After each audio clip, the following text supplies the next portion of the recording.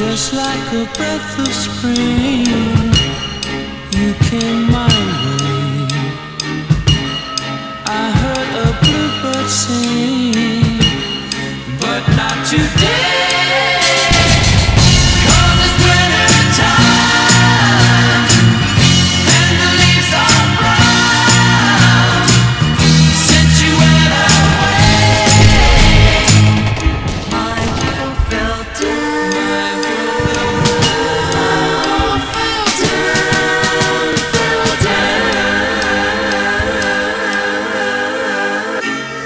I see your suitcase lying, packed up to go. I stop myself from crying. How I don't know. 'Cause it's winter time, and the leaves are brown since you went away. My world fell down.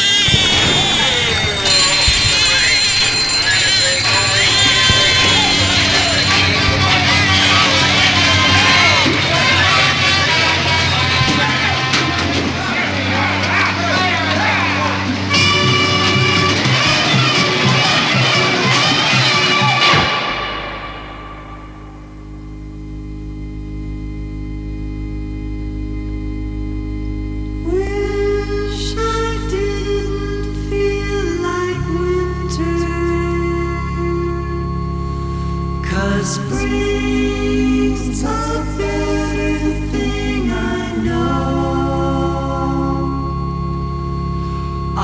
know I feel so much better if I could only let her go.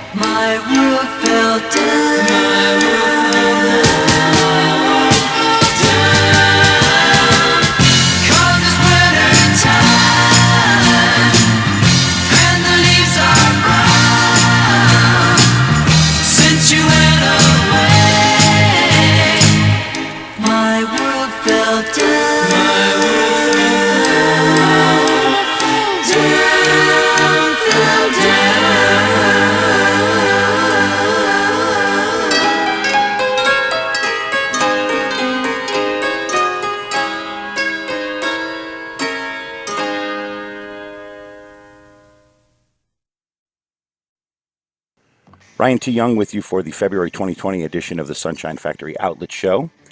And we are finally at the Futchie segment. I'm very excited. That was the Futchies there, but I don't want to talk too much about the track we just played before introducing my guest because that would be a complete waste of time. I'm very excited. We are finally going to talk to an actual Futchie on this show. We have a very, very special guest here, I almost can't believe it's him. We are very excited to have with us to discuss the Futchies' 1968 album, Sometimes Good Guys Don't Wear White, Maxwell Futchie. Welcome. Yes, it's me. I'm here. Well, thank you so much for being here with us. Thank you very much. I'm glad to be here.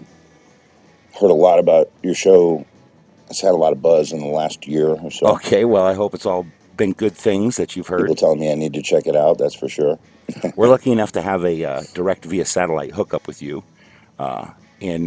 Where are you exactly? I'm in Los Angeles. I'm actually in Hollywood, California right now. Oh, okay, in a recording studio? Yeah, there's a studio that I use out here, and they told me that even though it wasn't a broadcast studio, that it had all the equipment that it needed for this hookup, so I could be tied into you live. Yeah, it's not that complicated, but it definitely sounds better Right. than a telephone hookup, that's for sure. Okay, well, let's get started. First, I wanted to ask you what you think of all this new interest in the Fudgies, in the group, and the recent resurgence in popularity. Do you like it? Yeah, it's it's great. I love the younger generation getting hip to things, and some of the comments that I get from younger people about the group, and people that maybe knew a little bit about them, you know, peripherally or whatever you want to say, finding out a lot more through things like the Sunshine Factory and other um, media outlets and groups of people that have decided to kind of champion the history of the group, because it is overlooked sometimes. Yeah, why do you think that is? I'm not really sure. I mean, we had our hands in almost every kind of entertainment and broadcasting, or whatever you want to call that, in the 60s and the 70s and the 80s that a band could. I mean, we had records, and we had movies, and we had a television show, and we had television specials, and um, The group was very popular. yeah. So I don't know. I mean, I guess it's all up to your taste, or your idea of what musical history should be, what you thought was important in those years or whatever. I mean, I'll admit that our relevance goes up and down, during those time periods, that we were probably a lot more relevant in the late 60s and early 70s than we were in the late 70s and early Right. 80s. Well, But that's to be expected. yeah, that is what it is. I love the fact that a lot more people are getting into the group, and learning about the Fudgies. Sure. So we wanted to talk to you about Sometimes Good Guys Don't Wear White, a little Max Tracks, track by track kind of conversation, if that's all right with you. Okay, yeah. Well, you got to kind of understand the headspace that the group was in. Okay. Set the stage a little bit for what had happened just prior to recording that record. We had a long relationship with the producer. I'm sure you're well aware. A long relationship with a producer by the name of Brian Ross, who worked for Original Sound Recordings, OSR, which is a division of Mercury Records that popped up in Los Angeles, specifically in Burbank in Hollywood. Set up shop there to do a bunch of recording that they weren't capable of doing in Chicago, which is where Mercury Records was located.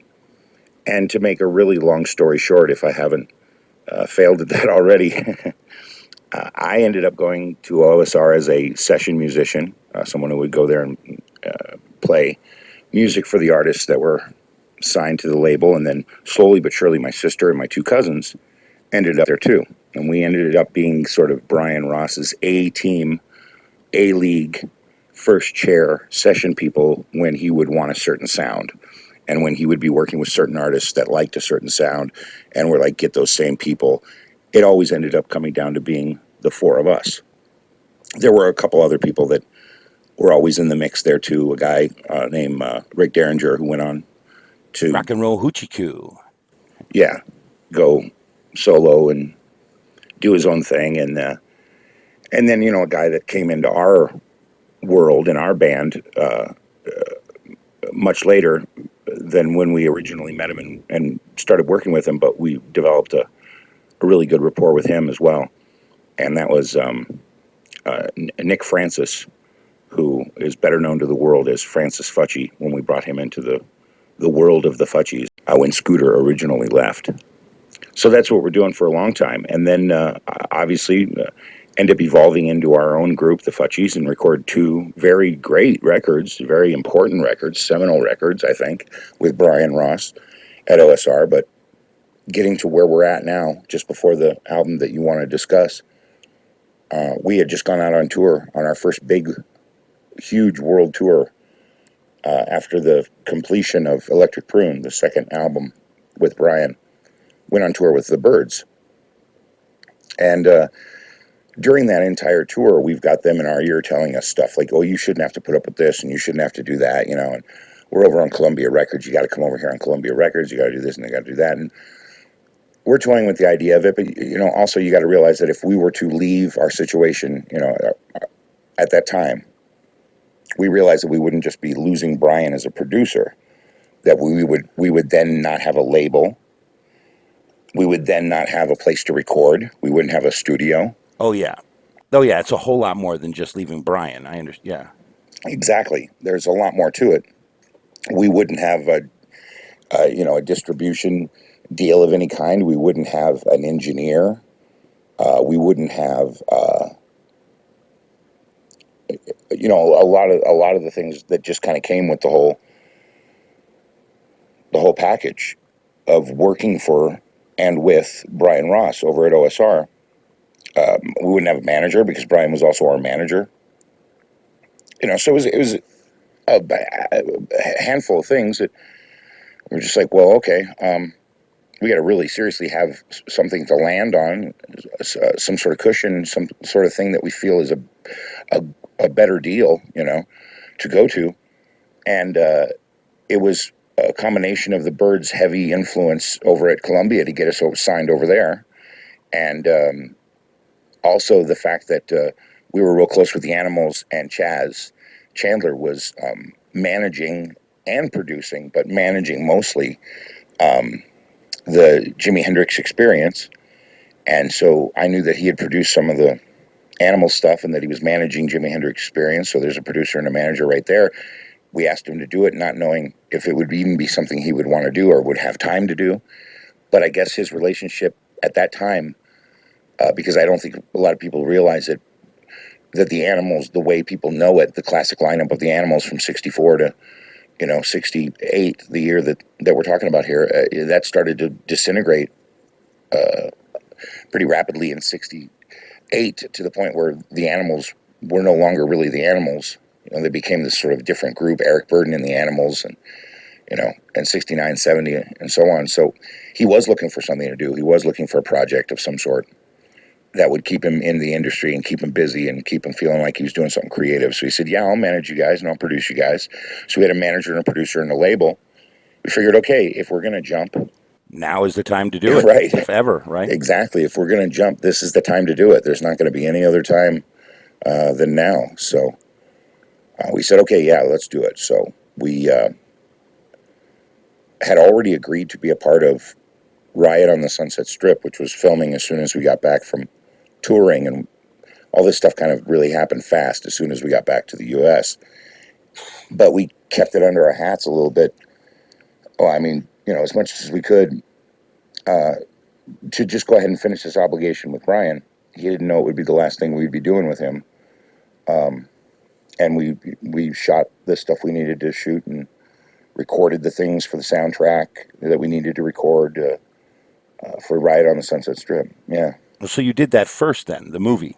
Yeah, because that was something that we were obligated to do, and we did that. And then it was right after that and the release of that and everything. We let that kind of the hubbub of that kind of die down, and connection to the actual event and the sort of public interest there was in that died eventually. And then we were just like, okay, we're going to move on to this label and this second chapter of our lives as this group, and it was a wise thing to do. I think it was the perfect time to do it. I can't imagine putting out another record with Brian and doing it that way and having that same kind of vibe that was in the first two albums. Just keep doing the same thing over and over again. Right, yeah. But there wasn't going to be any kind of growth in the way we wanted to with him and that sort of factory of hits and factory of that certain kind of sound that was going on over there. There wasn't going to be any room for the kind of growth and experimentation and exploration of music that the Fudgies eventually wanted to do and then did. So you've done all that and separated from OSR, and now you're on Columbia, right, and you're ready to start recording the next album. First things first, we were like, okay, we're on the label. We're happy to be on the label. Chaz is going to produce. That's great. He's managing. One of the first things that he managed for us was a place to record and an engineer. All right, okay, so your engineer was Ed Cobb. Yeah. I thought he was also the engineer on this record. Yeah, it is Ed. We had worked our way into a couple sort of personal business deals with people that over at OSR that were good people, creative people, and had good ideas And we didn't want to necessarily just break those ties and connections just because we had left the label.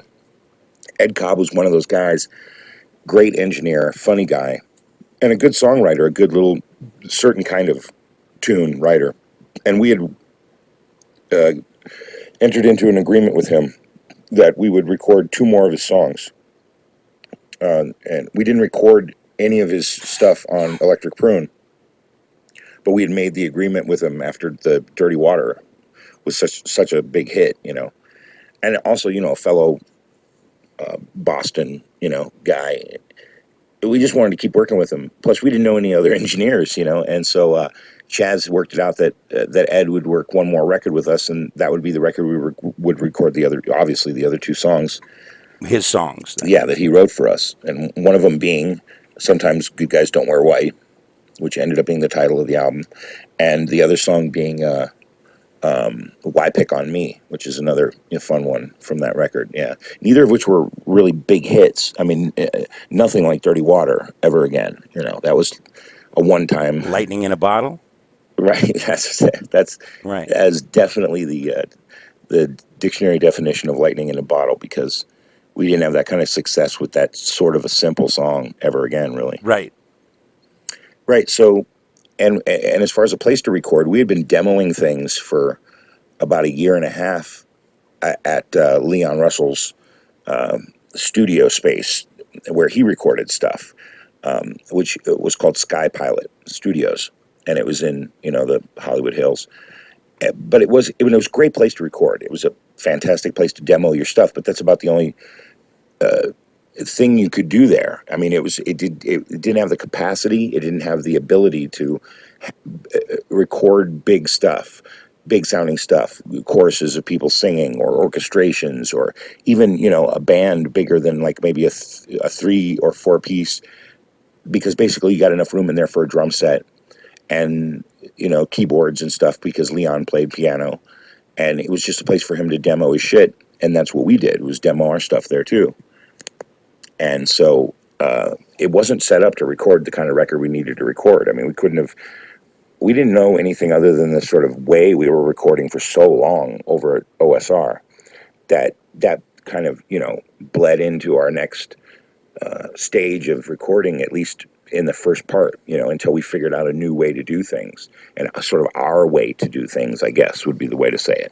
So we're still kind of thinking that way, like, well, how are we going to, if we're going to have some, a lot of people singing on this, some sort of big chorus effect or something, how are we going to do that? And echo chamber stuff, and how are we going to have strings and horns? And there wasn't any room in Sky Pilot for a horn section, that's for sure. But either way, we were just lucky and happy to have that connection still going, and Ed Cobb engineering and Chaz producing. And that was the thing, is he knew what he was doing producing as well, and managing, and so we started recording, and if it's always a trip for someone like myself to talk about an album with someone who's got a show and a lineup of songs, or a format, because I know how it was recorded in what order these songs all came together. That's never the same order that they are on the CD or the album, whatever it is you're playing there, right? Right. Our deluxe edition or whatever, right? Yeah, you're right. So, the first track you played at the top of your show was My World Fell Down, right? Yes, yeah. I suppose that wasn't the first song. No, it was not the first thing we recorded for the album, and I can't even really remember what the first thing was, because it was such a kind of, I don't know, maybe a big deal that we were recording in a different place and with different people. Well, and that was 3 years at OSR, right? You gotta factor in how long we had been working at OSR in that same studio and with those same people and seeing the same people every day, right? So yeah, we're gonna go in the order of the album. That's fine. I understand that. So, My World Fell Down. I'm not on that song.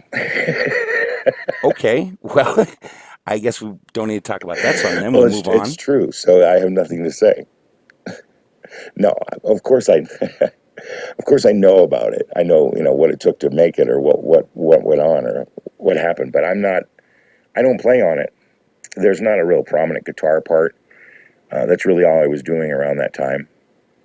I knew I wasn't going to play drums on it or anything because Zach was all for that tune, and that was a song written by Scooter and Penny, a writing combination that didn't happen very often, and I don't even think really happened ever again after this album. But they had a certain sound and a certain style that they wanted to. Actually, I take that back because I know for a fact that the first track of the set. Well, they Right? also Yeah, wrote "It's a Happening" you're ahead of me there. on the next record. Yeah, oh, now I'm drawing. It's a happening, right? Yeah, yeah. So it's the same deal. It's Scooter and Penny and then Scooter and Zach and Penny singing. But no, I'm not on that. No, but what I can say about that, the little insight I can have about that, I guess, tell you or whatever, is that, like I said, we did not have the ability or capacity to record big things and big choruses and Orchestrations and right. sound effects and stuff. And that's on there, and there's strings on there, and horns and all kinds of sound effects. Although the sound effects are easy enough, and yet, by the way, Chaz, that was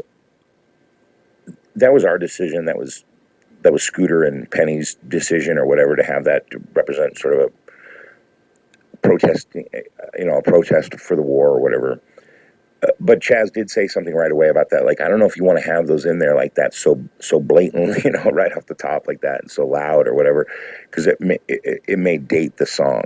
But something that he fully understood, like this stuff being played, forever on the radio or whatever, but it's something that we'd never thought about. So we were just like, oh, what do you mean date it? Like, oh, that's fine. The date's going to be on the album, right? And people will know. We're not hiding the date or anything, but. So all that stuff was recorded. We still knew so many people over at Studio City, where they recorded everything for OSR, in Studio A2 and A3, that we were still able to get stuff recorded over there, and then the tapes brought to us at Sky Pilot. So that's the only way we were able to get those kind of things recorded for those songs. And that's what I know about that, is that song had a lot of production because it was like the kickoff track, the first song of the album of our newfound freedom or whatever, and so recorded all those parts with them, recorded in Sky Pilot, and then all the other stuff recorded over at Studio City and then mixed in later, and that's that song, My World Fell Down. That's their little trippy statement, and I guess about like how the world was falling apart because of the war and other things that they're talking about. And okay, Oh, so that's a protest song? yeah, because sometimes you hear a song and you have no idea that it's a protest song, but it kind of is mixed in with your regular daily emotions or whatever. But we were considered, especially when we were doing session work as musicians, and then now we're using our voices. We were always considered mimics, can you sound like the Beatles, or can you do something more like the Stones, or can you do something that sounds like soul and not so much rock and roll or psychedelic? Can you do something that sounds country or whatever, So on the first two records especially, and I'm sure we'll do a track by track with that at some point on this show down the line, I'll point it out too, but every song, in those early years, every song I can say, oh, this is who we were trying to sound like here. Because we really didn't have our own sound yet. We did, and we didn't realize it on certain things where we weren't really trying to mimic somebody else's song particularly. We were just trying to get across maybe an idea or a good melody or tune.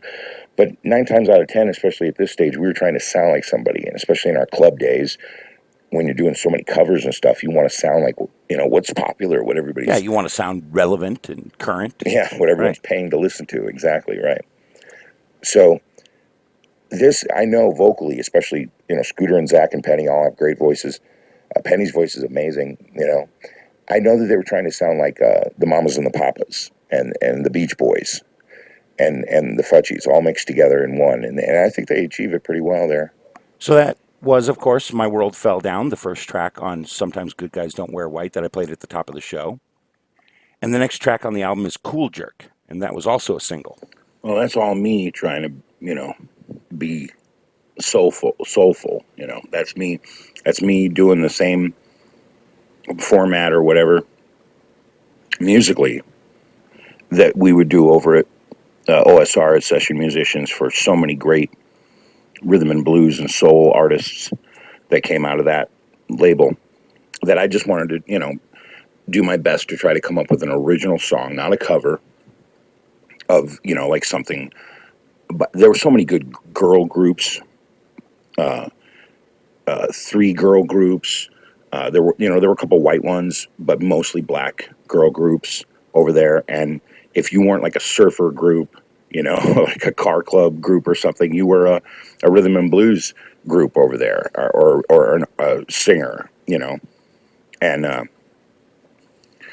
mean, that's it's all that stuff that I was really getting singled out for doing, as far as people going like, oh, we want that same kind of sound, that this record has, or that record has, would get us called back all the time. And I wanted to have some of that sound for myself. I was heavily influenced by, like, the Capitals and Jimmy and the Flames and the Barkays and all those groups that were doing such cool stuff around that time, because it was still real soulful, but it was starting to get a little bit more psychedelic and funky because it was 68 and 69. And so, yeah, that's me doing my best to sound soulful, and doing a cool jerk with the call and response with the other guys in the group, and girl. Call and response? Yeah, because, they're the ones that are singing at first, and then I come in like, who's this cat you're talking about? Because I thought I was the best at doing this dance, Yeah, that whole rap, And so, it's cool. Everyone's singing on it, and I wrote that myself. And this is, of course, before my big conversation with Jim McGuinn, Roger McGuinn, and a couple other people who would convince me to lose the Maxwell Futchie moniker and create another one, so I wouldn't have to share any monetization of any kind with OSR or Brian Ross in the future. And so, of course, everything on this album is that I wrote or had a hand in writing still has M. Futchie listed as the writing credit. Because you did write a lot of songs on this album with other people. Oh, yes. Collaborations. Yeah, no, that's true. It is. It's because it varies for the next couple records before my little stint there, where I'm, depending on who you're talking to, either creatively controlling everything wonderfully or turn into a pop music Nazi or whatever there in the 70s that we won't get into yet right away, or whatever. That it does, my involvement in either writing with other people in the group or people outside of the group, or writing, a good portion of the material myself, does vary, and go up and down, different record. Like, I write way more songs on this record with Scooter than on any other record around this period of time, and certainly than on the one before it, Electric Prune. I write more songs just in general than I did on Electric Prune, and I wrote a good handful of songs on that. But yeah, there's other people, and people learning how to write better and learning how to write their way and stuff like that. So there was other things on there, and I did team up with Scooter quite a bit, and Zach. I had always written with Zach a lot. Yeah, there's a lot of songs on this album that you wrote with Scooter. Yeah, you're right, on this record particularly. Yeah, but Cool Jerk I wrote myself, and it was just in that sort of style, an homage to all those songs that were like kind of, someone's back in town, or did you hear who he's dating or who she's dating or whatever, those kind of songs like the Shirelles used to do and stuff like that, and mixed with the stuff that the guy groups would do about dances, and you got to have a dance song where if you had a song that was explained how to do a dance, although I didn't really get into that. But if you had a song that had a dance in it, and you could teach it to people, or you could say something about it, man, people bought that record like crazy, ate it up. And we did release Cool Jerk as our first single, and it did well. It did pretty good. It didn't do as good as the other 2 singles from the album, but it did well. So that's that one, Cool Jerk. Okay.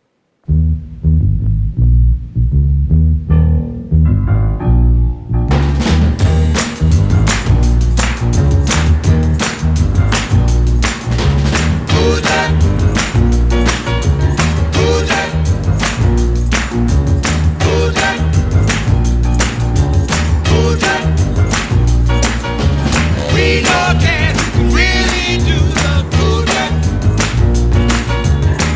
know can